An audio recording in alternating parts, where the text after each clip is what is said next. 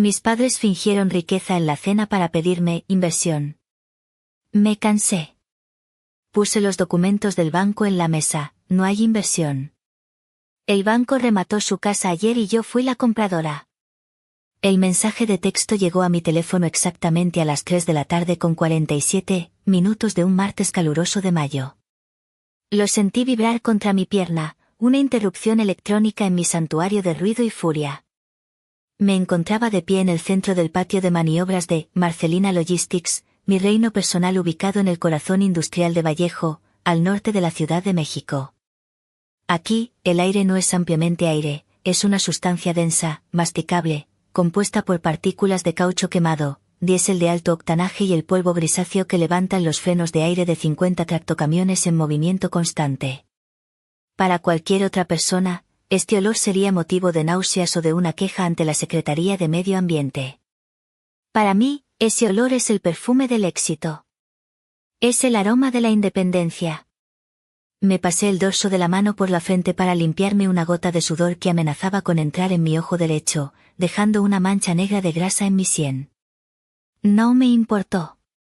Había pasado las últimas 2 horas debajo del chasis de la Unidad 42, un Kenworth T680 que había estado presentando una vibración inusual en el eje trasero. Podría haberle ordenado a Tiburcio, mi jefe de mecánicos, que lo revisara. Él tiene 30 años de experiencia y manos que pueden arreglar un motor con los ojos cerrados. Pero hay algo terapéutico en el metal frío. Hay una honestidad brutal en la mecánica que no existe en las relaciones humanas. Si un camión falla, es por una razón lógica, una tuerca floja, un empaque roto, una falta de lubricación. No hay agendas ocultas, no hay mentiras piadosas, no hay manipulación emocional. El camión no te dice que te quiere para luego apuñalarte por la espalda. Saqué el teléfono del bolsillo de mis vaqueros Levi's, que ya tenían el color deslavado de 1000 batallas y un pequeño rasguño en la rodilla izquierda. La pantalla brilló bajo el sol implacable, compitiendo con el resplandor de los parabrisas a mi alrededor. El nombre en la pantalla provocó esa reacción física que había intentado erradicar con años de terapia y trabajo duro, una contracción en el estómago, una mezcla de ansiedad infantil y fatiga crónica. Mamá. No era una llamada. Mi madre, Doña Socorro, rara vez llamaba si no había una audiencia presente para escuchar su tono de voz mártir. Prefería los mensajes de texto, donde podía ser imperativa sin tener que escuchar mi voz. Deslicé el dedo para abrir el mensaje. Celebración familiar esta noche. 7, en punto. Es imperativo que asistas. Tu padre tiene noticias vitales sobre la expansión del patrimonio familiar. No llegues tarde, Marcelina. Y por lo que más quieras, intenta vestirte como una dama y no como un mecánico. Tu padre cuenta contigo. Me quedé mirando las letras negras sobre el fondo blanco, releyendo la palabra, patrimonio, 3 veces. Una risa seca, carente de cualquier rastro de humor, escapó de mis labios, perdiéndose en el estruendo de un motor diésel arrancando a pocos metros de mí. Habían pasado 8 meses desde la última vez que supe de ellos. 243 días de silencio absoluto. 243 días en los que no existí para la familia de la Garza. La última vez que intenté contactarlos fue para invitarlos a la inauguración de mi tercer centro de distribución en el estado de Querétaro. Había sido un evento grande. Había contratado un servicio de catering de primera, había reservado la mesa de honor justo frente al escenario, y había ordenado 3 botellas del vino tinto que le gusta a mi padre, un Rioja Gran Reserva que costaba más que la nómina semanal de un ayudante general. Recuerdo la humillación de ver esas sillas vacías durante todo el discurso. Recuerdo cómo tuve que inventar excusas ante mis socios y clientes cuando preguntaron por mi familia.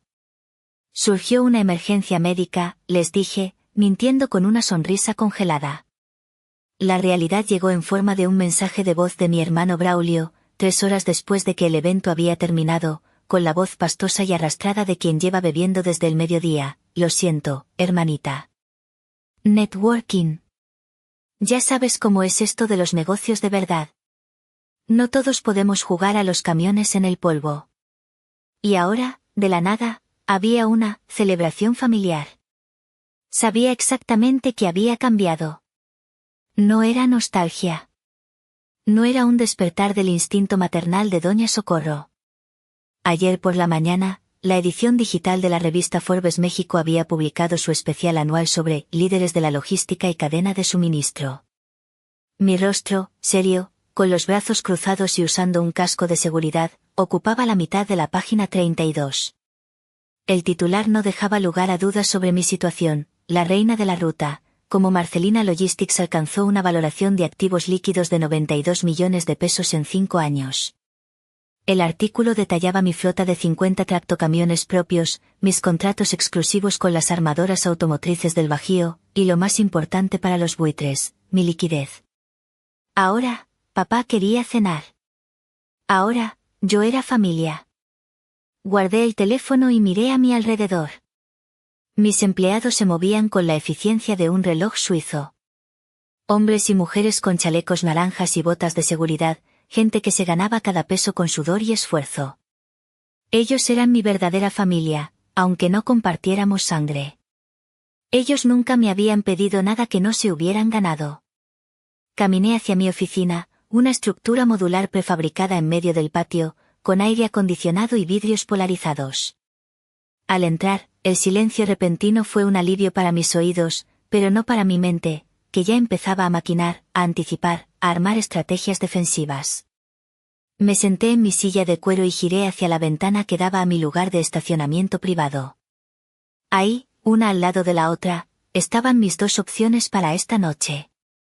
A la izquierda, cubierta con una lona gris para protegerla del polvo industrial, estaba mi adquisición más reciente, una camioneta alemana, una SUV negra de lujo, modelo 2025. Tenía interiores de piel color coñac, acabados en madera de nogal y un sistema de sonido que costaba más que mi primer departamento. Era el símbolo tangible de mi triunfo. A la derecha, estacionada bajo el sol abrasador, estaba la bestia. Una Ford Lobo, modelo 2015, doble cabina, color blanco. Tenía abolladuras en la caja trasera, testimonio de cargas mal estivadas en mis primeros años. El parachoques trasero estaba despintado y oxidado en las esquinas. Tenía 300.000 kilómetros en el odómetro y el asiento del conductor tenía una rasgadura en la tapicería de tela que había intentado coser yo misma. Miré las llaves de la SUV sobre mi escritorio. Brillaban, seductoras. Si llegaba en ese coche, les daría lo que querían, la validación. Verían el dinero sobre ruedas y pensarían que tenían derecho a él. Se pondrían en modo ataque, adulándome por mi éxito para luego pedir su parte. Pero si llegaba en la bestia, si llegaba en la camioneta vieja, mantendría la narrativa que ellos necesitaban creer para sentirse superiores. Para ellos, yo era la oveja negra, la que apenas sobrevive, la camionera. Necesitaban verme así para alimentar su propio ego frágil. Y cuando alguien está ocupado inflando su ego, deja de proteger sus flancos. Se vuelve descuidado. Se vuelve vulnerable. Tomé las llaves de la Ford Lobo. El metal se sentía caliente y familiar en mi mano. Hoy vamos a la guerra, vieja amiga, murmuré para mí misma. Y nuestro camuflaje será el fracaso. El tráfico en el segundo piso del periférico estaba prácticamente detenido, convirtiendo la autopista urbana en un estacionamiento de concreto hirviendo bajo el sol de la tarde. Eran las 5 de la tarde con 15 minutos. Tenía tiempo de sobra para llegar a las 7, pero la ansiedad me hacía tamborilear los dedos sobre el volante desgastado de la bestia, desgastando aún más el material sintético que cubría el aro. Avanzaba a vuelta de rueda, rodeada de ejecutivos en sus autos sedán alemanes y madres de familia en camionetas inmaculadas recogiendo a sus hijos de las escuelas privadas del sur. El aislamiento de la cabina, el zumbido monótono del motor que necesitaba un cambio de aceite, y el calor que se filtraba a través de las ventanas crearon el ambiente perfecto para que los fantasmas se subieran al asiento del copiloto sin invitación. Mi mente viajó 10 años atrás. No pude evitarlo. Regresar a la casa de tus padres es siempre un viaje en el tiempo, y rara vez es un viaje placentero. Recordé el día de mi graduación de la universidad. Tenía 24 años. Había estudiado ingeniería industrial con especialidad en logística y cadena de suministro en el Politécnico. No era la universidad privada y exclusiva que mi madre hubiera preferido, ni la carrera de Relaciones Internacionales o Diseño de Interiores, que ella consideraba apropiada para una señorita de buena familia. Pero era lo que yo amaba.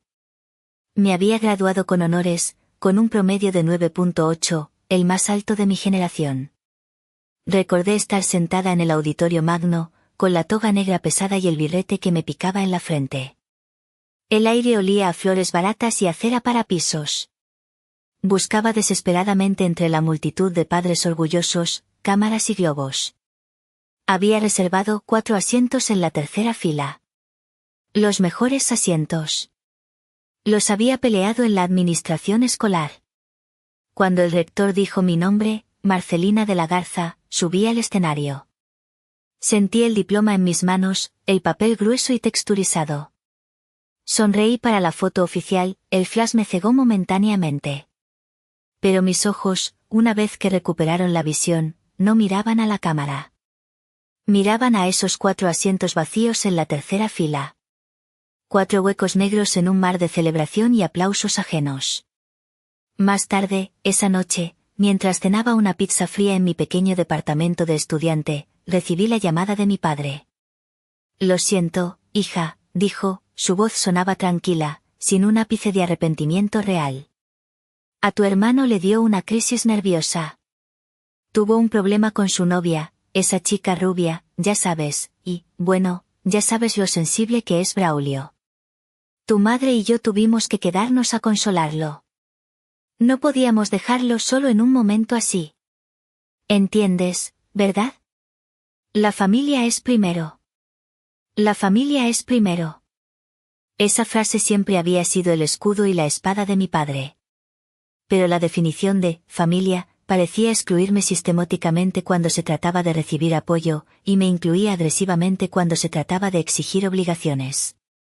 Braulio tenía 20 y tantos años en ese entonces, y una crisis de novia era suficiente para cancelar la celebración de 4 años de esfuerzo académico de su hermana. El tráfico avanzó unos metros. Frené bruscamente, haciendo que el cinturón de seguridad se tensara contra mi pecho. El recuerdo cambió, volviéndose más oscuro, más reciente. 5 años atrás. El momento que definió mi vida financiera y emocional. Estaba sentada frente al escritorio de caoba maciza de mi padre, en su estudio en la casa de las Lomas. El cuarto olía a tabaco de pipa rancio y a cuero viejo. Llevaba mi plan de negocios bajo el brazo, impreso en papel bond de alta calidad, engargolado con espiral metálico negro. Mis proyecciones financieras eran conservadoras pero sólidas. Ya tenía un contrato verbal con una empresa de autopartes en Puebla, pero necesitaba capital semilla para comprar 2 camiones usados y acondicionarlos. No le estaba pidiendo dinero regalado.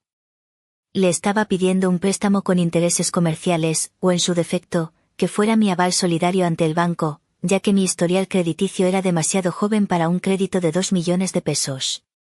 Don Evaristo, mi padre, ni siquiera abrió la carpeta. Se sirvió un trago de whisky etiqueta azul en un vaso de cristal cortado, hizo girar el hielo lentamente y me miró por encima de sus lentes bifocales con esa mezcla de lástima y desprecio que reservaba para los meseros que se equivocaban con su orden. Marcelina, Marcelina, suspiró, negando con la cabeza como si yo fuera una decepción andante. ¿Cuándo vas a dejar de jugar a ser hombre? No es un juego, papá, le dije, sintiendo como se me formaba un nudo en la garganta por la humillación. Es un negocio real. El sector logístico está creciendo al 7% anual. Tengo clientes esperando. Es un negocio de choferes, de mecánicos, de gente vulgar, dijo él, escupiendo la palabra como si fuera veneno. No voy a poner mi firma, mi apellido, en un documento que te va a llevar a la ruina. Porque vas a fracasar, hija. No tienes el carácter. No tienes la fuerza. Los sindicatos te van a comer viva. Los clientes se van a reír de ti. Solo necesito una oportunidad, supliqué. Fue la última vez que supliqué en mi vida. La última. No, dijo él, tajante, cerrando los ojos. Si quieres dinero, cásate con un buen muchacho. O dile a tu hermano que te dé trabajo en su, ¿qué es lo que hace ahora? ¿Consultoría de imagen? Seguro necesita a alguien que le lleve el café y le organice la agenda.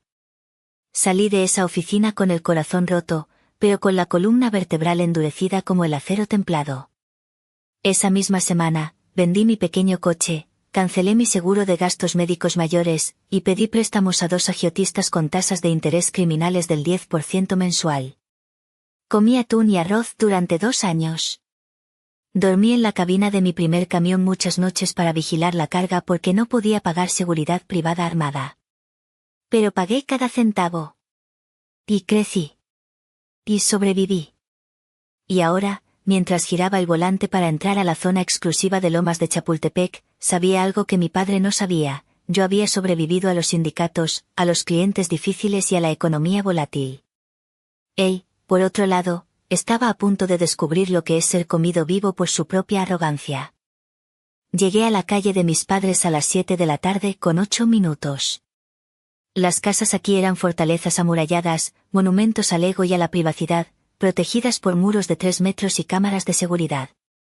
La casa de mi infancia se alzaba imponente al final de una calle cerrada, una ubicación que mi padre siempre presumía como exclusiva, aunque en realidad significaba que el camión de la basura a veces olvidaba pasar. A primera vista, seguía siendo la mansión que recordaba de mis pesadillas y mis nostalgias. Muros altos color crema, tejas rojas importadas de España, bugambilias fucsias cayendo en cascada sobre el muro perimetral.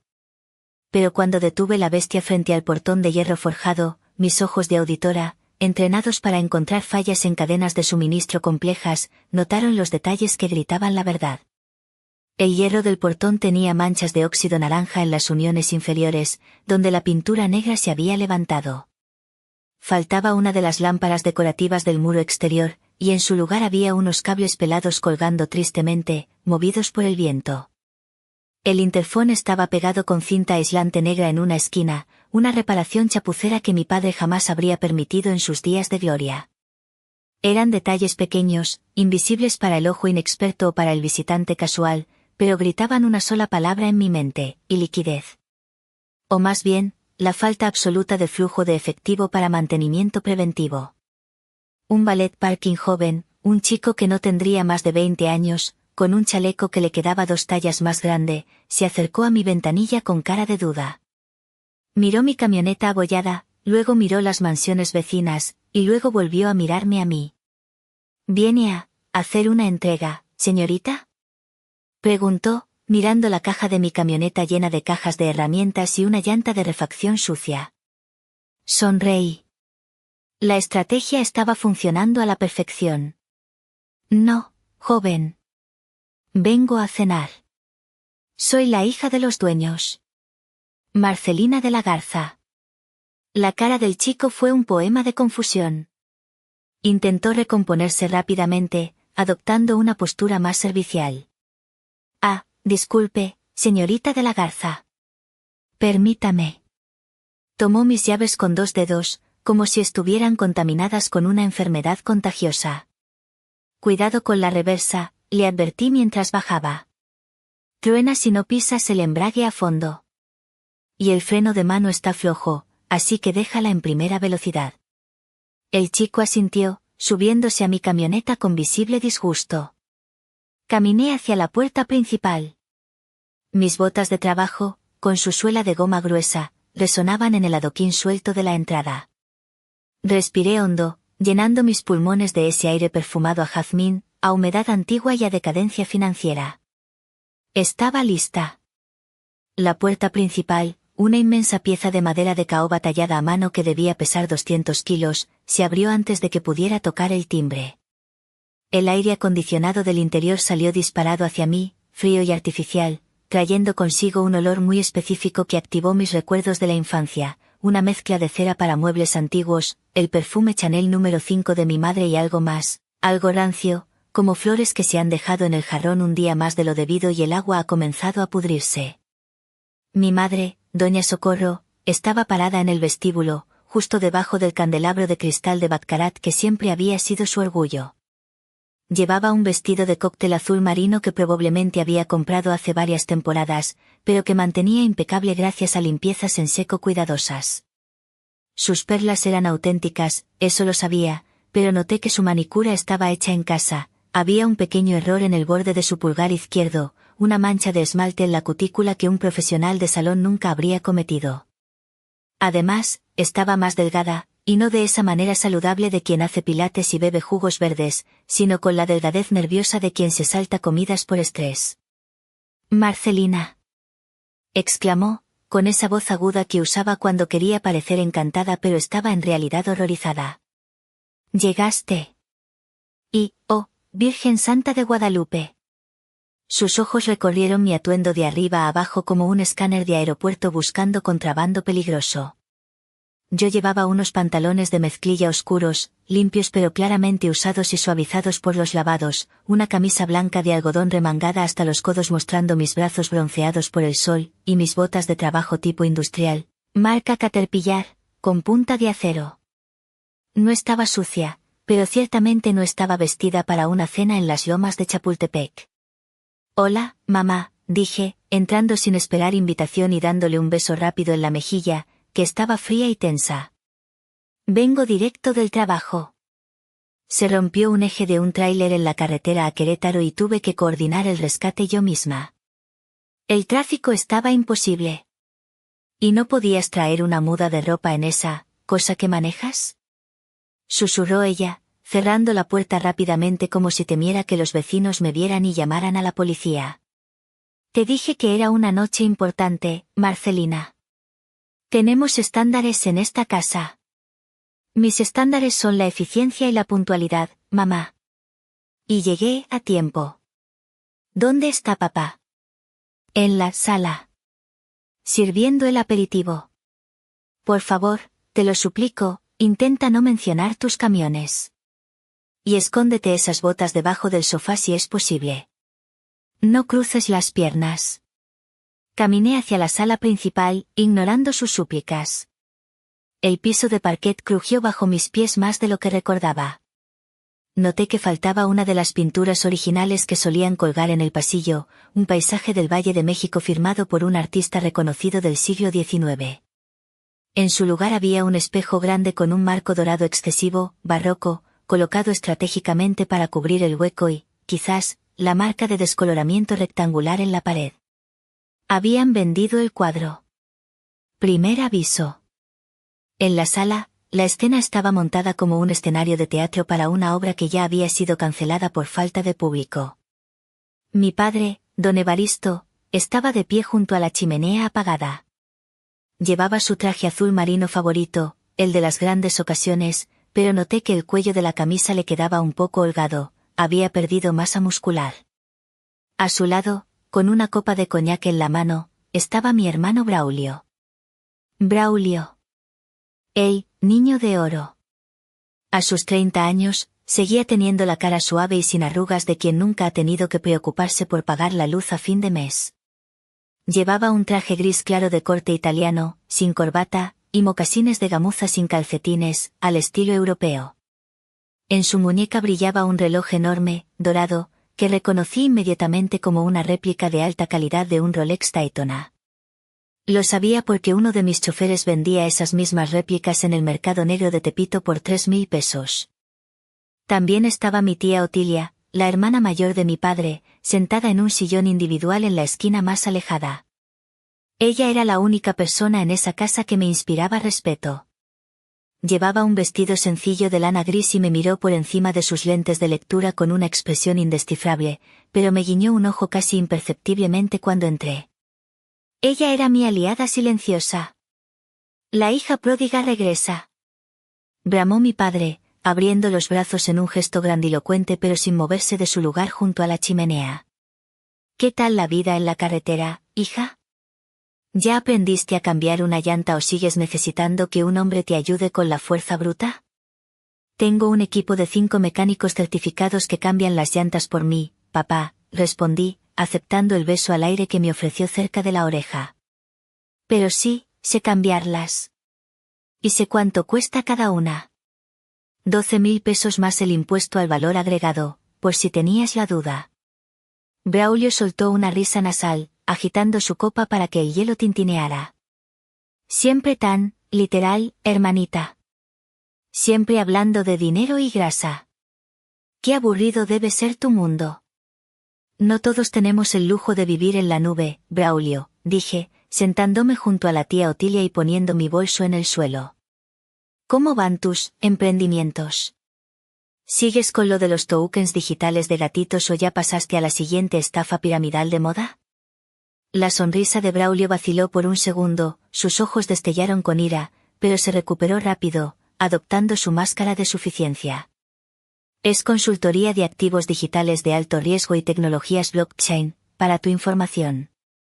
Y estoy a punto de cerrar un trato que dejará a tu empresita de transportes como un puesto de limonada de vecindad. Ya basta, niños, intervino mi madre, entrando apresuradamente con una bandeja de canapés. Estamos aquí para celebrar, no para discutir. Tomen un poco de queso. Es brie importado de Francia. Miré el queso en la bandeja de plata. Estaba sudando un poco y los bordes se veían secos y amarillentos. Las galletas eran de una marca genérica que yo compraba por cajas en el club de precios para la cafetería de mis empleados. Brie importado, pensé. Sí, importado del supermercado de la esquina. Bueno, dijo mi padre, tomando la palabra y el centro de la atención, como siempre. Pasemos al comedor. Abrí una botella de Chateau Margaux de 1998. Nada más que lo mejor para esta noche. Es una ocasión especial. Me levanté y miré la botella sobre la mesa auxiliar. La etiqueta estaba un poco rasgada en la esquina inferior y tenía polvo acumulado en el cuello. Reconocí la botella inmediatamente. Era la misma botella que había estado en la cava de papá durante 15 años, guardada para la boda de Braulio o el primer nieto varón. La joya de la corona. Si la estaba abriendo hoy, para una simple cena de martes, significaba dos cosas: o me querían impresionar desesperadamente para sacarme algo, o ya no tenían dinero para comprar vino nuevo decente y estaban consumiendo las reservas históricas. Nos sentamos a la mesa. El comedor era vasto, una sala cavernosa con una mesa de caoba para 12 personas, pero solo estábamos nosotros 5 agrupados en un extremo, como náufragos en una balsa de lujo. La vajilla era la de Limoges, con bordes de oro de 24 quilates pintados a mano. Los cubiertos eran de plata pesada, herencia de la abuela. Las copas eran de cristal de Bohemia. Todo brillaba bajo la luz del candelabro. Pero la comida contaba la verdadera historia, la historia que la plata intentaba ocultar. No había personal de servicio. No estaba María, la cocinera que había trabajado con nosotros durante 20 años. No había meseros de uniforme blanco. Mi madre se levantaba cada 5 minutos para ir a la cocina y traer los platos ella misma. Le dimos la noche libre a la servidumbre, explicó mi padre, notando mi mirada inquisitiva mientras mi madre luchaba con una fuente caliente. Queríamos privacidad absoluta para esta conversación íntima de familia. No queríamos oídos indiscretos. La cena consistía en una lasaña que, por la forma cuadrada perfecta y la textura del queso quemado en las esquinas, juraría ante un notario que era congelada y recalentada en el horno. Acompañada de una ensalada triste de lechuga y ceber, unos tomates pálidos y un aderezo que sabía a botella de plástico. Comimos en un silencio tenso, roto solo por el tintineo agresivo de la plata contra la porcelana y los monólogos interminables de mi padre. Vimos el artículo en la revista Forbes, dijo finalmente Braulio, con la boca llena de pasta, rompiendo el protocolo que mi madre tanto defendía. 92 millones de pesos. Nada mal para mover cajas de un lado a otro. Supongo que inflaste los números con la depreciación de los activos para pagar menos impuestos, ¿no? Es un truco contable viejo. Es una valoración basada en el flujo de caja operativo y activos tangibles, Braulio, dije tranquilamente, cortando un pedazo de lasaña. Auditada por una de las 4 grandes firmas de contabilidad. Es dinero real. No es dinero virtual en una nube. Claro, claro, dijo mi padre, desestimando mi explicación técnica con un gesto displicente de la mano. Lo importante es que tienes el apellido de la Garza. Ese apellido abre puertas, hija. Ese apellido te dio la credibilidad ante los bancos. Nunca olvides de dónde vienes, Marcelina. Tu éxito se debe a la plataforma que nosotros te dimos. Sentí que la sangre me subía a la cara, caliente. Apreté el tenedor hasta que mis nudillos se pusieron blancos. No lo olvido, papá. Recuerdo perfectamente que cuando pedí el préstamo inicial hace 5 años, me dijiste que mi apellido no valía nada en el banco sin tu firma. Y no me la diste. Me dijiste que me buscara un marido rico. El aire en la habitación se congeló instantáneamente.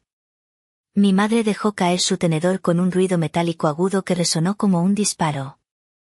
No seas rencorosa, hija, dijo mi madre, con los ojos llenándose de lágrimas instantáneas, un truco dramático que dominaba a la perfección.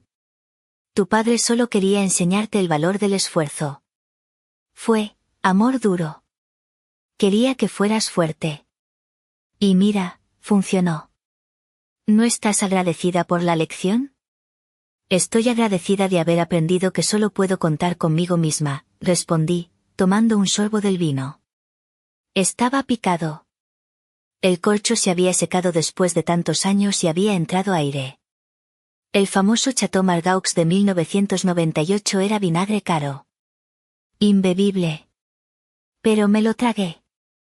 Bueno, dejemos el pasado en el pasado, dijo mi padre, limpiándose la boca con la servilleta de lino almidonada. Hablemos del futuro. Porque de eso se trata esta reunión. De construir el futuro glorioso de la familia de la Garza. Aquí viene, pensé. El momento de la verdad. El momento del mordisco. Mi padre se reclinó en su silla, adoptando esa postura que él consideraba de magnate en control total. Entrelazó los dedos sobre su estómago, que se abultaba ligeramente bajo el chaleco, y me miró fijamente a los ojos. Marcelina, tú sabes que tu madre y yo siempre hemos tenido visión. Hemos construido un patrimonio, una reputación intachable en la sociedad. Pero el mundo cambia, y los negocios deben evolucionar o morir. Asentí, esperando el golpe, manteniendo mi rostro inexpresivo. Tenemos una oportunidad única entre manos, continuó, bajando la voz como si compartiera un secreto de estado nuclear. Un desarrollo turístico en la Riviera Nayarit. Lo hemos llamado Paraíso Azul. Un concepto eco-chic de ultra lujo. Cabañas sobre el agua, campo de golf orgánico, spa holístico con chamanes residentes. Es el futuro del turismo mundial. Suena ambicioso, dije. Y muy diferente a lo que ustedes suelen hacer. Es más que ambicioso, es una mina de oro, intervino Braulio, inclinándose hacia adelante, sus ojos brillando con una codicia desnuda. Ya tenemos los renders, el plan de marketing digital, todo. Los inversionistas extranjeros, gente de Dubái y Singapur, están haciendo fila para entrar. Entonces, ¿por qué me necesitan a mí? Pregunté, cortando su entusiasmo con un cuchillo de lógica fría. Si tienen inversionistas de Dubái haciendo fila, mi capital en pesos sería irrelevante para ustedes. Mi padre carraspeó, un poco molesto por la interrupción lógica. Se ajustó la corbata. El problema es la burocracia local, hija. Los permisos ambientales, las concesiones de zona federal marítima, ya sabes cómo es este gobierno actual. Se mueven lento, piden muchos requisitos. Y los inversionistas extranjeros quieren ver que nosotros, la familia fundadora, tenemos piel en el juego. Quieren ver un compromiso de capital local antes de soltar los millones de dólares internacionales. Necesitamos un puente, dijo mi madre, sonriendo nerviosamente y jugueteando con sus perlas. Un pequeño capital semilla para desbloquear el fideicomiso y pagar los permisos iniciales. ¿De cuánto estamos hablando? Pregunté, yendo directo al grano. Mi padre y Braulio intercambiaron una mirada rápida, una señal convenida. 4 millones de pesos, dijo mi padre, soltando la cifra como si fuera cambio suelto. 4 millones, repetí lentamente. $200.000. Es una inversión, Marcelina, se apresuró a decir Braulio, casi salivando. Te daremos acciones preferentes de la serie A. Te daremos el 10% del proyecto total. En 2 años, esos 4 millones se convertirán en 40 millones. Es un regalo que te estamos haciendo. Porque eres familia. Porque queremos que seas parte del legado. Miré a mi alrededor. Miré las cortinas descoloridas por el sol que intentaban ocultar. Miré el vino picado en las copas de cristal. Miré el traje barato de Braulio y su reloj falso. Y luego miré a mi padre, a ese hombre que me había negado ayuda cuando yo no tenía nada, y que ahora me pedía 4 millones de pesos con la promesa de un castillo en el aire. ¿Tienen el prospecto de inversión impreso? Pregunté. ¿Los estudios de impacto ambiental aprobados por la Semarnat? ¿Las escrituras del terreno en Nayarit a nombre de la sociedad anónima? Por Dios, Marcelina. Explotó Braulio, golpeando la mesa con la palma de la mano. Deja de actuar como una auditora del SAT. Somos tu sangre. ¿No confías en la palabra de papá? Él ha hecho negocios por 40 años. He hecho negocios por 5 años, Braulio, respondí, mi voz fría y dura como el acero de mis camiones. Y si algo he aprendido, es que cuando alguien te pide dinero apelando a las emociones y a la sangre, en lugar de mostrarte los números y los papeles, es porque los números no existen. ¿Nos estás llamando mentirosos? Pregunté mi padre, su voz subiendo una octava, perdiendo la compostura de patriarca sereno. Estoy diciendo que 4 millones de pesos es mucho dinero para un proyecto que no tiene documentación sobre la mesa. Y estoy diciendo que mi respuesta es no. El silencio cayó sobre el comedor como una losa de concreto de 10 toneladas. Mi madre soltó un pequeño gemido y se llevó la mano a la boca. No. Repitió mi padre, incrédulo, como si hubiera hablado en un idioma alienígena. ¿Cómo que no? No voy a invertir en Paraíso Azul. Mi capital está comprometido en la renovación de la flota para el próximo trimestre. He ordenado 10 unidades nuevas. No tengo liquidez para especulaciones inmobiliarias sin sustento. Era una mentira técnica. Tenía 12 millones de pesos en la cuenta de tesorería de la empresa disponibles para inversiones inmediatas. Podía escribir ese cheque ahora mismo, sacarlo de mi bolso y firmarlo sin que me temblara la mano. Pero no iba a financiar su delirio. No iba a tirar mi trabajo al pozo sin fondo de su vanidad. Eres una egoísta miserable. Gritó Braulio, levantándose de su silla tan bruscamente que casi la tira. Su cara estaba roja, las venas de su cuello se hinchaban. Vimos la revista. Sabemos que tienes el dinero. Prefieres gastártelo en camiones mugrientos y en choferes nacos que ayudar a tu propia familia a construir un legado. Braulio, siéntate.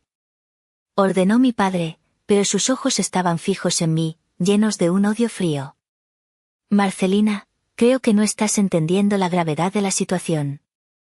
No te estamos pidiendo un favor. Te estamos dando la oportunidad de redimirte. De ser parte de esto. De no quedarte fuera. ¿Redimirme de qué, papá? ¿De tener éxito sin su ayuda? ¿De ser una malagradecida? Rugió él, golpeando la mesa. Nosotros te dimos la vida. Te dimos educación. Y ahora nos das la espalda por 4 millones de pesos. Escúchame bien, niña, si sales por esa puerta sin firmar el cheque o hacer la transferencia, te olvidas de nosotros. Te desheredo. Te borro del testamento esta misma noche. Esta casa, los terrenos del sur, las joyas de tu abuela, todo pasará a Braulio. No verás ni un centavo de mi herencia cuando yo muera. Me quedé mirando a mi padre. Lo observé detenidamente, como quien observa un accidente de tráfico en cámara lenta. Vi el temblor incontrolable en sus manos. Vi el sudor frío perlando su labio superior. Y me di cuenta de la verdad absoluta, no estaba enojado. Estaba aterrorizado. Estaba acorralado. Me agaché lentamente, sin romper el contacto visual con él, y tomé mi bolso del suelo. El movimiento fue deliberado, calmado. Ellos pensaron que estaba buscando mi chequera. Vi un destello de triunfo en los ojos de Braulio, una sonrisa prematura en los labios de mi madre. Pero lo que saqué no fue una chequera. Saqué una carpeta de plástico azul. Era una carpeta sencilla, de las que se compran en la papelería de la esquina por 20 pesos. Funcional. Barata. La puse sobre la mesa, apartando con cuidado la copa de vino imbebible para hacer espacio. Me vas a desheredar, dije, saboreando las palabras, rodándolas en mi lengua. Me vas a quitar mi parte de esta casa y de los terrenos del sur. Exactamente, dijo él, creyendo que había ganado, recuperando su postura dominante. Así que saca tu chequera, firma por 4 millones, y tal vez, solo tal vez, te perdonemos tu insolencia de hoy. Abrí la carpeta. El sonido del plástico al abrirse sonó fuerte en el silencio de la sala. Hay un problema fundamental con tu amenaza, papá, dije suavemente. ¿Qué problema? Que no puedes desheredarme de algo que ya no es tuyo. Saqué el primer documento. Un informe de buró de crédito detallado, con fecha de hace 3 días. Lo puse frente a él. Laxad Inversiones S.A.D.C.B., tu empresa holding, leí en voz alta. Calificación crediticia, C-. Insolvente. 3 tarjetas de crédito corporativas sobregiradas al máximo. Préstamos personales en mora desde hace 14 meses. Deslicé el papel hacia él. Mi padre palideció, su boca se abrió pero no salió ningún sonido. Sus ojos se movían rápidamente sobre el papel, reconociendo sus propios secretos impresos en tinta negra. Eso es privado. Chilló mi madre, levantándose parcialmente de su silla. Estás violando nuestra privacidad financiera. Es ilegal. Tú me invitaste a una discusión de negocios, mamá. Esto es, due diligence. Auditoría de vida. Es lo primero que se hace antes de invertir un solo peso. Saqué el segundo documento. Una carta notariada con sellos rojos. Hace 2 semanas, recibí una llamada. No de ustedes. De la tía Otilia. Todos giraron la cabeza para mirar a la tía Otilia en el extremo de la mesa. Ella levantó la vista de su plato vacío, se ajustó los lentes y sostuvo la mirada de su hermano con una dignidad inquebrantable y triste. Ella me dijo la verdad, continué. Me dijo que el banco había iniciado el proceso de ejecución hipotecaria sobre esta casa. Que llevaban 18 meses sin pagar la hipoteca. Que habían rehipotecado la propiedad hace 2 años para financiar, ¿qué fue? Ah, sí. La inversión en criptomonedas, de Braulio que se fue a cero cuando el mercado colapsó. Braulio se encogió en su silla, pareciendo de repente muy pequeño dentro de su traje barato, como un niño atrapado en una travesura costosa. Tía Otilia me dijo que estaban desesperados. Que esta cena no era para invitarme a un negocio de un hotel en Nayarit. No existe ningún hotel. Esta cena era para estafarme 4 millones de pesos para pagar los intereses moratorios acumulados y detener el embargo por unos 6 meses más. Solo para ganar tiempo. Solo para seguir respirando. Es un bache temporal, tartamudeó mi padre, perdiendo toda su arrogancia. El mercado se va a recuperar. Solo necesitamos tiempo. Tengo contactos. El tiempo se acabó, papá. El banco se cansó de tus excusas y de tus prórrogas. La semana pasada, el banco clasificó tu deuda como cartera vencida irrecuperable y la puso a la venta en un paquete de activos tóxicos para limpiar su balance antes del cierre trimestral. Hice una pausa dramática. Quería que entendieran cada palabra. Quería que el peso de la realidad aplastara sus fantasías. Normalmente, estas deudas las compran despachos de cobranza agresivos. Buitres que vienen a las 3 de la mañana a patear tu puerta, a cambiar las cerraduras y a pegar carteles de deudor en toda la colonia para que los vecinos se enteren. Saqué el último documento. El documento final. La cesión de derechos adjudicatarios, con los sellos oficiales del registro público de la propiedad y del banco emisor. Pero tuviste suerte, papá. ¡Oh, mala suerte! Mi empresa, Marcelina Logistics, tiene una división de inversión inmobiliaria. Compramos activos en remate para convertirlos en bodegas o centros operativos. Coloqué el contrato de compraventa encima de su plato de lasaña fría. Compré tu deuda, papá. Pagué el 70% de su valor nominal al contado hace 72 horas. Me incliné hacia adelante. Yo soy la dueña de la hipoteca. Soy la dueña de los pagarés firmados por ti y por mamá. Y legalmente, soy la dueña de los derechos adjudicatarios sobre esta casa y sobre todo lo que hay dentro de ella. El silencio fue absoluto. Podía escuchar el zumbido del refrigerador en la cocina lejana. ¿Compraste nuestra deuda?, susurró mi madre, como si no entendiera el idioma, mirando el papel como si fuera una sentencia de muerte. Sí. La deuda total, con intereses moratorios, gastos de cobranza y penalizaciones, asciende a 25 millones de pesos. Ustedes me deben 25 millones de pesos a mí. Así que, papá, cuando me pides 4 millones y me amenazas con quitarme la herencia, me da risa. Porque tu patrimonio neto es negativo. Estás en bancarrota técnica. Y tu acreedor principal está sentado frente a ti, comiendo lasaña congelada. La reacción fue visceral. Mi padre se desplomó en la silla, como si sus huesos se hubieran convertido en agua. El color había abandonado su rostro por completo, dejándolo con un tono grisáceo enfermizo. Parecía haber envejecido 10 años en 10 segundos. Braulio, en un último intento de bravuconería estúpida, intentó agarrar los papeles para romperlos. «Esto es ilegal», gritó, con la voz quebrada. «Es fraude. Tú no puedes comprar la deuda de tu propia familia sin avisar. Es inmoral». «Es mercado libre, Braulio», dije, poniendo mi mano firmemente sobre los documentos antes de que pudiera tocarlos.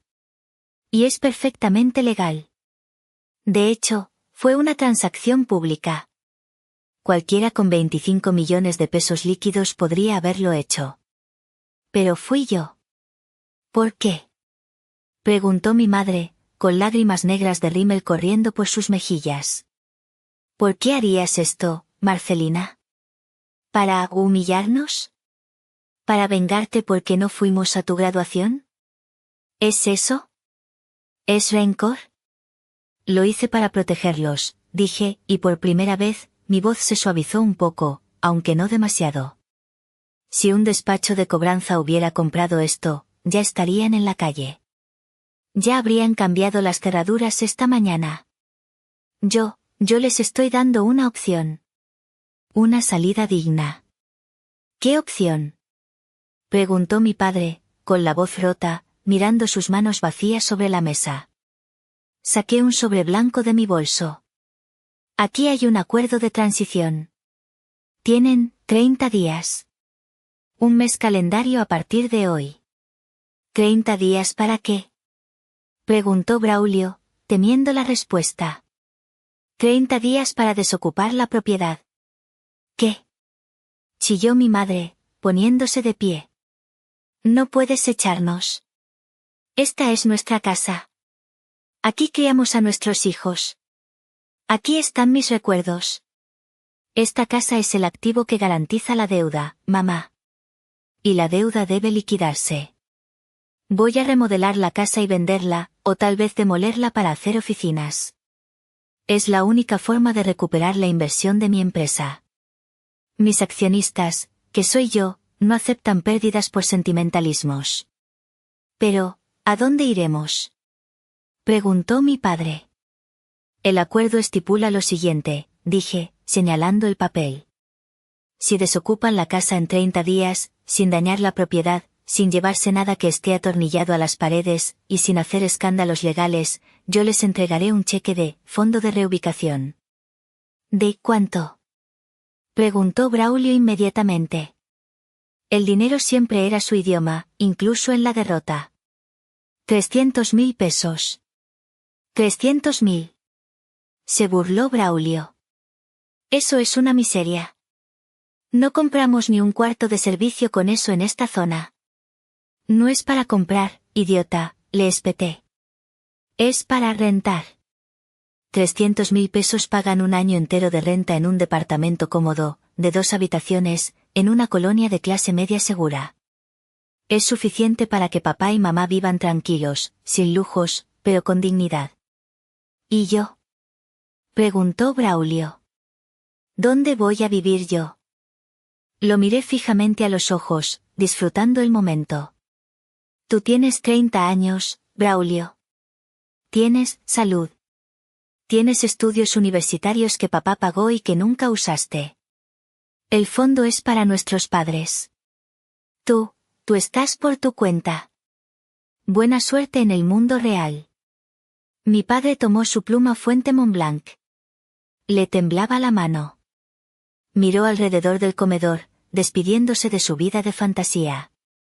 Luego me miró a mí. Ganaste, hija, susurró. Firmó el documento. Recogí mis cosas. Me despedí de la tía Otilia, quien se fue conmigo. Mientras salíamos, escuché a mi madre empezar a gritarle a mi padre, y a Braulio llorando. Subí a la bestia. El motor rugió. Me sentí ligera. Me sentí libre.